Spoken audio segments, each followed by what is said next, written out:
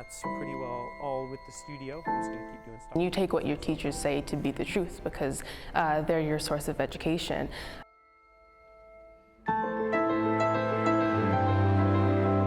When you're like a student at a school, especially in Peel, it's kind of just a part of daily life.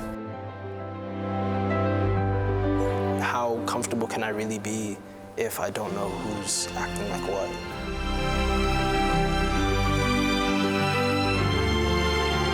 I shouldn't be dealing with racism when I'm 8 years old.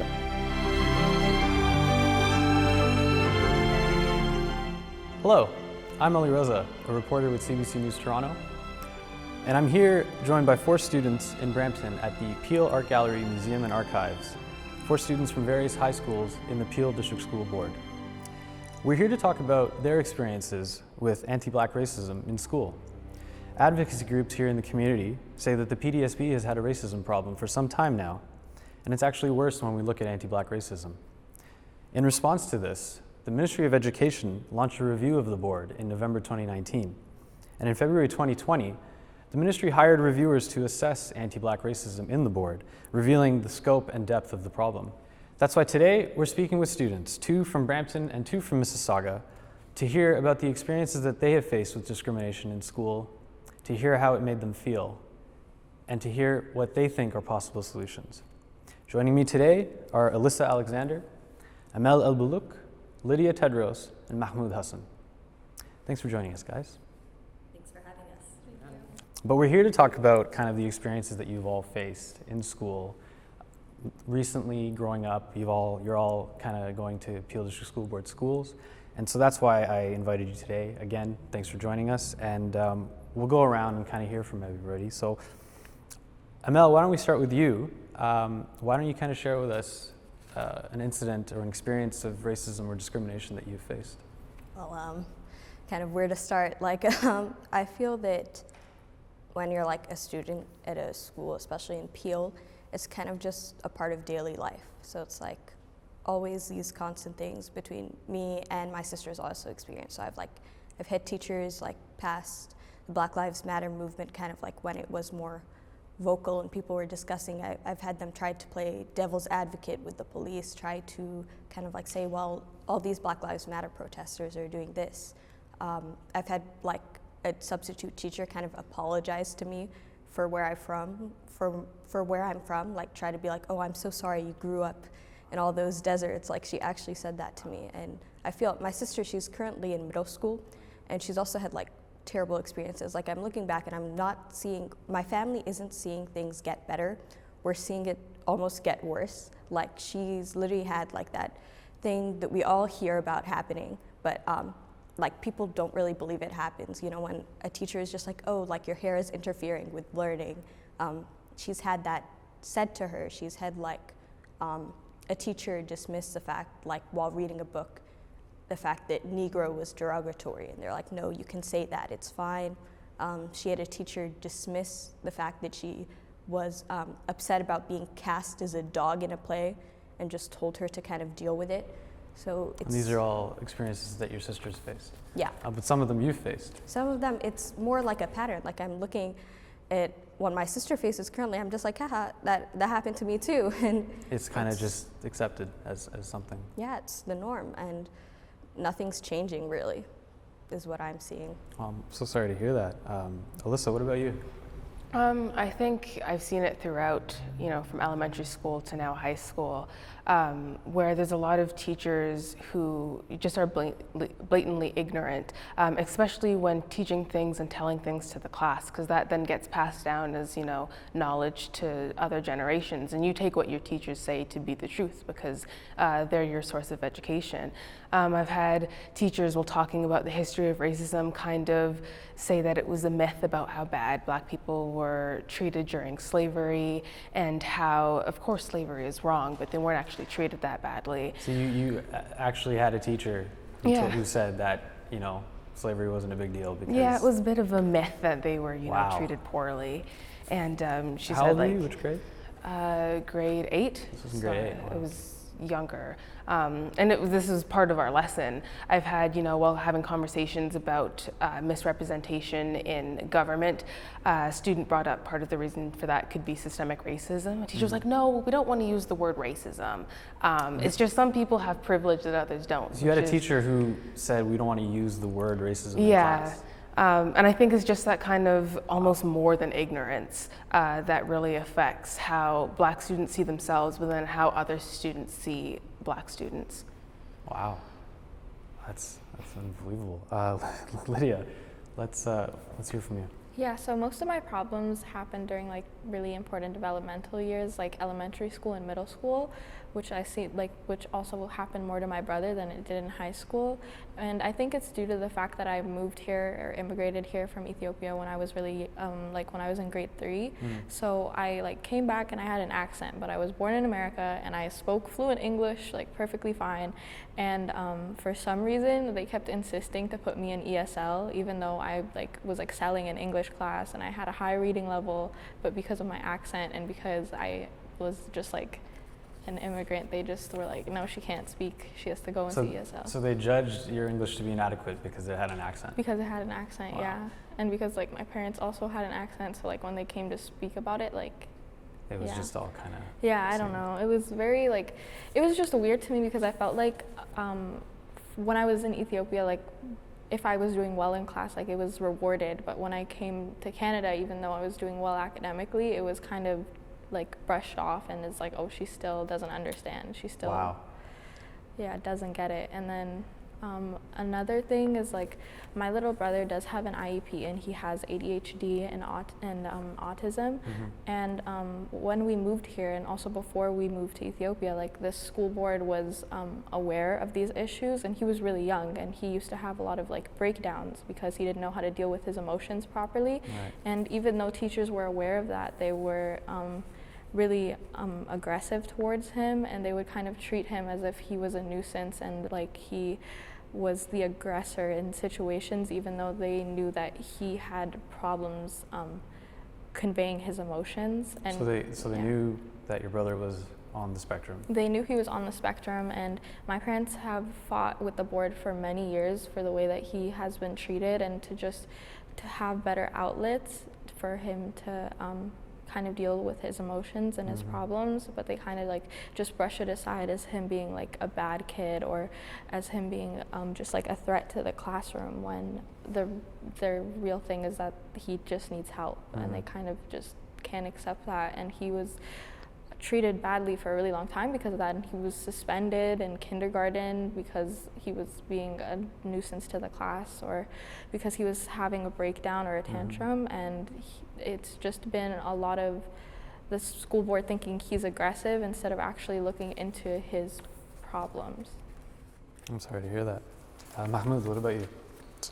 I feel like I've dealt with a lot of microaggressions from either teachers or students, but a lot of the ones with teachers are really hurtful because you don't expect it from them. So it's wow, okay. For example, I've had teachers be surprised that I'm able to do certain things in the class, or be surprised I'm even in the class, asking me why I'm here. They're surprised with your academic performance. Yeah.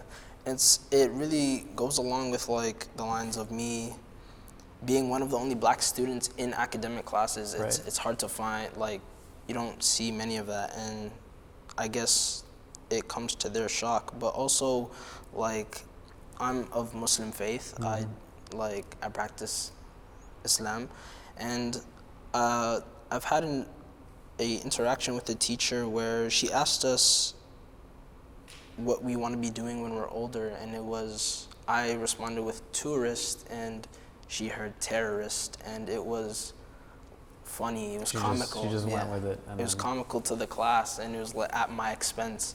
It was okay, I need to watch my wording around everyone I'm here with. You kind of adopt a defensive posture after that. Wow. Guys, this is heavy stuff. I'm really sorry that you had to, and you continue, and your siblings have to go through all of this, but that's why we have you here today. And why don't we kind of go around and kind of talk about how this made you feel? Like, how does that make you feel? How does, seeing how your brother's treated, seeing what teachers are saying, seeing that they feel sorry for you because you came from a certain part of the world. Like, how does, share with us, how does that make you feel? I feel the big thing is, at first, it really makes you feel lonely. It makes you feel really alone, and you feel kind of misunderstood in a way, because especially when it comes from teachers. Teachers are the ones that are supposed to be there for you. They're supposed to understand you. But then you hit like middle school and stuff, and you're starting to notice everything they do wrong, all the ways they treat you that's wrong, and the fact that they're teaching the kids and the people you're kind of like stuck with for hours and upon hours of the day, the wrong things. And it's taxing, because who are you supposed to go to at that point? You go to your parent, and what can your mother do other than go to the teacher? And if the teacher doesn't care, nothing's gonna happen. If the principal doesn't care, no action is gonna be taken. So by the time like you hit high school, it's not even about being lonely anymore. It's that acceptance of, I'm not going to find understanding here with anyone who doesn't have the same experience. The problem is, when you go to a school like mine, there's like very low Black population. So there's no one that has that experience and has that understanding. So you just have to be constantly on the defense. You have to constantly watch your wording. You have to watch not just what you say, but how you act. And you need to, at that point, you just, like, we're taught and groomed to kind of accept the fact that we're gonna face these things, and we have to let it go, because no one but us is gonna care about it.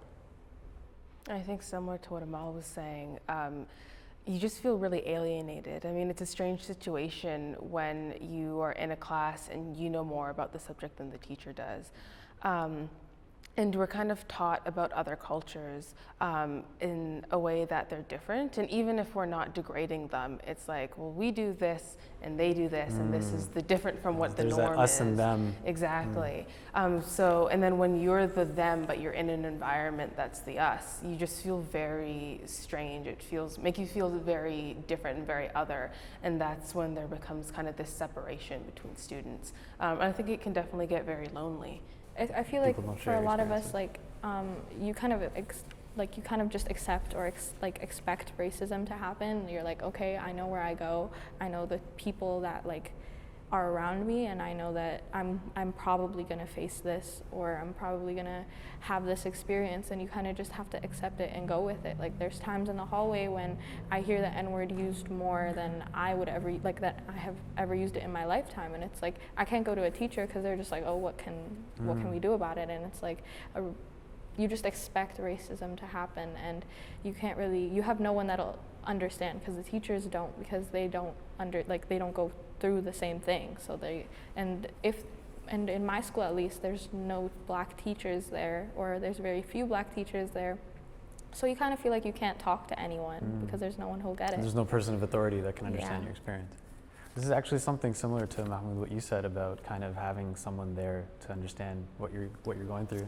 Yeah, so it's like having a role model or someone that you can look up to is hard, especially when you don't, like, every other student has their idol, their icon that they're looking up to. I'm gonna be like him or her when I grow up. And it's like, I don't have that person in my school at all. It's like, you need to find someone who's a celebrity, who are still very few, or someone that doesn't really identify like you, but you need to change the way how you think so everything works out for you. It's like, it's not perfect. You kind of have to recalibrate your identity. Yeah. Huh. Well, my next question kind of similar to Lydia, something you mentioned, that high school is already a very challenging time in your life.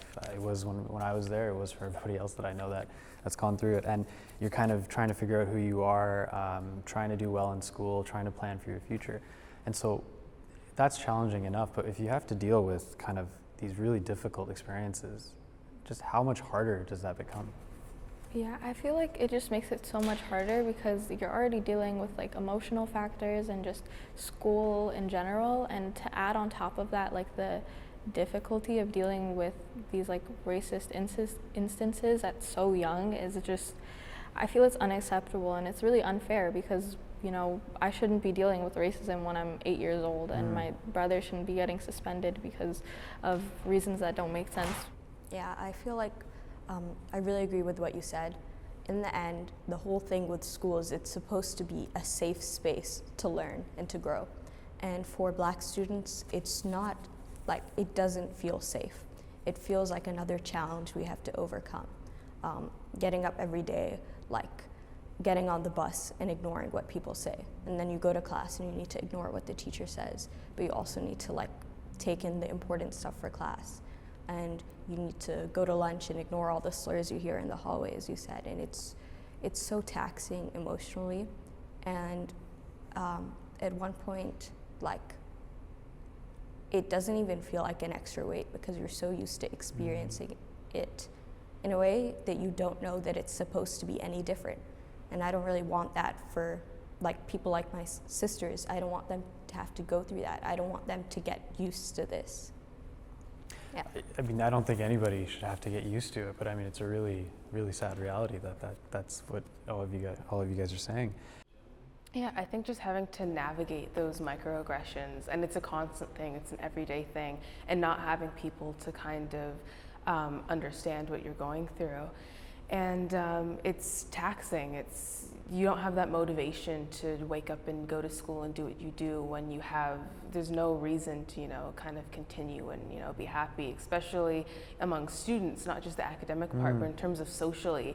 You have, beauty standards and fashion standards, and when you're not the majority when it comes to, the internet and social media, it kind of makes it hard to like, how do I fit in but also have my own individual identity? I feel like you need to find your own group, I guess you could say, like finding that group of people where you're comfortable, you're not in this state of alienation, like you guys were saying before, but it's like, I'm comfortable, like I know none of these people are gonna say anything that I'll take weirdly or maybe come off as not what they wanted to, but it's like, you walk into a classroom, into a hallway, and you're thinking, how many of these people have said something that they'd regret now? How many of these people have said the N-word today? Like, how comfortable can I really be if I don't know who's acting like what? It's kind of like walking on eggshells. Yeah. I feel like microaggressions is like a really big thing with teachers, especially because like I've had teachers ask me, like, my hair is naturally curly, but when it's straightened it gets longer because, shrinkage, and I've had teachers ask me like, oh, is that your real hair? And like I've had people just come up to me and touch my hair, and it's like you feel like a dog kind of. You're just kind of there, like you're just like there to be pet. You're like, oh. What do you guys see as possible solutions? Like I mentioned kind of a few things that the ministry and the board are doing, and we can talk about those. But what do you guys think? How do you solve this issue? I feel like, okay, I've witnessed, as I said before, like a lot of racism going on, and I've heard a lot and I've seen a lot in classrooms. And the one time I saw a situation where someone was racist being handled properly was when I had a Black teacher. In my entire time in Peel, that was the one time I felt like an actual impact had been made on the student who did something wrong, and that the class understood why it was wrong. So I feel like So what happened in that situation? It was I think grade 8. So this student was making jokes, right? This Black student, and it's like this simple thing. It was a very simple. It's not simple, but it's just like in according to what we tend to hear in middle school every day. It was almost simple in my mind, where even he was ready to brush it off, where he was just like, someone was kind of insulting him, and he was just like, oh, is it because I'm Black, like as a joke? And the student was just like, yeah, it is. And the teacher actually didn't brush it off, didn't be like, oh, like it's just a joke. She made it clear to the principal and to the other students why it was wrong, why what he did was wrong. She made us sit down all together and have him discuss why what he did was wrong, and kind of gave the black people in the class like a chance to speak out on what they've experienced, like what they think the class should be doing better. And like it really changed my view on a lot of things, because it made me realize like, wow, like this is what we deserve to be getting. This is what should happen, but it's not happening. I feel like throughout my experience in middle school and elementary school that just seeing the way that black students were treated, I feel like it would have been really different, like the way those black kids would have gone through middle school and elementary school would have been really different if they had somebody that looked like them to kind of confide in, because as a society we're kind of learning how important representation is, especially when you're a kid, because seeing just a friendly face kind of makes you more comfortable in general. And I feel that a lot of kids got suspended for reasons that a black teacher would have understood and maybe not have suspended them for, and a different teacher didn't, because like as we said, like kids have been suspended for box braids and do-rags and hoop earrings and just things that are kind of important to black culture, but they were still suspended for it because for some reason it's a nuisance to them. But I feel if there was a black person in authority at that school, then it wouldn't have been treated like it's a bad thing, or They like would understand yeah, it. they would understand. They would have just been like, oh, this is normal. And those things are normal, and for them to be treated as if they're a negative impact on the classroom just because the teacher doesn't understand it is really unfair to the students. I feel like, just like what you guys were saying, having more black voices in power positions is helpful, but from the ground up, not just at the like level we're at now. So having a black teacher in a primary school is like really nice. So if that student is dealing with something at home, it's really easy for them to confide in that teacher and tell them about it, and the teacher will understand, instead of it being a hostile environment where the student's walking on eggshells and trying to manage two different worlds at the same time. And it's like, if you have that teacher, you have a level set that you can aspire to and work towards in school. Actually, Alyssa, you mentioned something like this about kind of centering black voices into the solutions. Yeah, and I think all of these points were great, and it kind of covers the whole thing of centering black voices and starting really early. It's not just high schools that have this issue, it's not just middle schools, you see this in the primary schools as well. And I'm sure this even goes deeper into, you know, before that in like daycare centers and early learning centers. But it's important to have black role models for kids to look up to, but it's also to have people in power who are of color, and not just black. I mean, there's so much intersectionality. To make sure that they're setting the policies and the rules and making space for these kids to really have space to learn properly, because that's what school is for. We should be learning and growing. And you can't really do that when you don't really have the right environment. So I think it's really important to not just say that white teachers and teachers of other ethnicities can't learn and that we shouldn't make them or have them to learn more, but they will never fully understand what we go through, like a black teacher or a black principal or a black policy administrator would. Well, there's a lot of that implicit bias that teachers from anywhere will bring, right? And that's kind of the aim here. Kind of like what Mahmoud said, like I think it was a really good point that it doesn't just start here, and it starts from those really young developmental years. Like I know that the board had put out a lot of new different rules and new ways that they're planning to prevent racism from happening from schools, and one of them that I was aware of was that they are letting in Black and Indigenous students into programs, RLCP programs. And when I saw that, I thought it was a good idea because at least we're getting more in the classroom, but it also kind of felt like a shortcut, because the reason that there are so little black students is because they're not made aware of it and it's not pushed towards them. I've had my cousin, her friend is mixed, right? So their parents went to a open house for a high school, and their white parent was given a pamphlet with these special programs on it, and then the black parent was given just like a regular pamphlet. And I felt like that and they're both the parents, but one was given one with like these special academic programs, and then the other one was just like, I'm not sure if it was the applied stream or just like the general school. And I felt like that was such a good example of like why there aren't black students in the classroom, and it just felt like such a shortcut and kind of like a slap in the face, because it was like, you don't want to start from the beginning and find out the real reason why there aren't black students. You just want to let them all in. Kind of, it felt like a photo op, like it was just for, it looks like we're diverse, but we didn't really do anything to get here. So the schools aren't really making an effort to get these black students into programs, or making an effort to kind of like highlight just like them in these fields. Like for me, I feel like a solution would have been if they just had an event where they brought in black, like let's say it's for SciTech, if they brought in black majors in STEM, and just people that these students could look up to and be like, oh my God, that's really cool, I want to be like that. But it kind of feels like they're not really, like that would have been a better solution, instead of just letting it being like, okay, if you're black, you can get in, because you're actually getting students involved and actually making students want to be in the program, you know?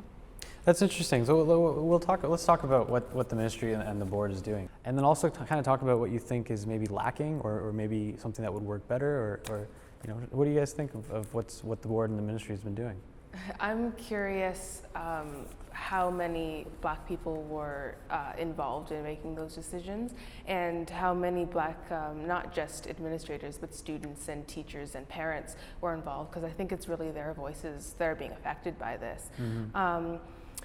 And I'm not an expert in suspensions and how these things affect black students, but I've seen it happen to myself and to my siblings and to my family and friends.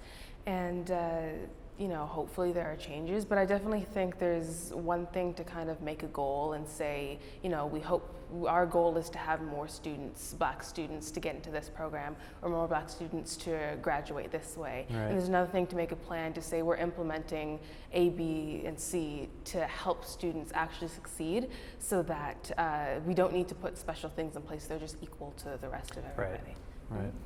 I mean, I'm thankful changes are being made, but a lot of people's decision, it always feels like they just glanced at the review, picked the top 3 things people are horrified with, and we're like, okay, let's slap something on there that will change this. As you said, we don't know how many black people were involved in these decision makings, and I feel like a lot of kind of the lack of care when it came to handling these issues shows, because even if on the board level, even if there's changes and rules being established and all that, on the ground level, nothing has changed for us. Right. And I feel like that should be the most important thing. It shouldn't just be what are the big rules? It should be focused on making sure the experiences black students have is changing. And yeah.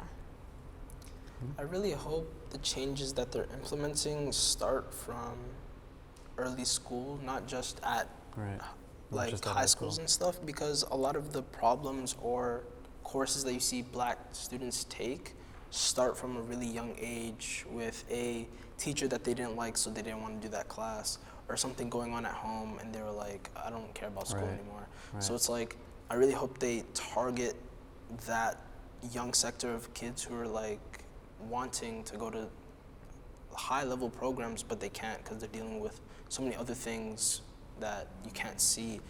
I find what the best thing that they could do right now is just starting to hire more black people in authority, hiring those black teachers to teach kindergarten classes, to teach grade 1 and grade 2, to just get those people in the classroom or just in the school in general, so that these young black kids can have a positive person that they can look up to that also looks like them. And like you said, so many teachers don't come from Brampton, and I've always been confused since I came here that why Brampton is such a diverse community. We have South Asian people, Caribbean people, it's a very diverse community, but for some reason so many schools have teachers that like teach in classrooms, most of them are white or just not like racialized, and it's been so confusing to me because, and then they also just like are always complaining about how far they come, and it's like